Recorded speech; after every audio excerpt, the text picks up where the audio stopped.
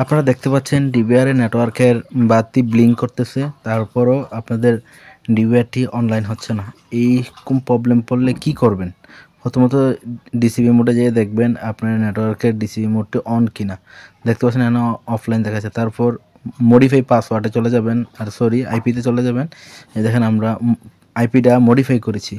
তারপরও মডিফাই করার পরে আপনার তারপরে দেখতেছেন আইপিটা চেঞ্জ হচ্ছে না। এই যে দেখতেছেন 100 যায় সিরিয়াল নাম্বার দেখাচ্ছে, এই যে তারপরও আইপি চেঞ্জ হচ্ছে না।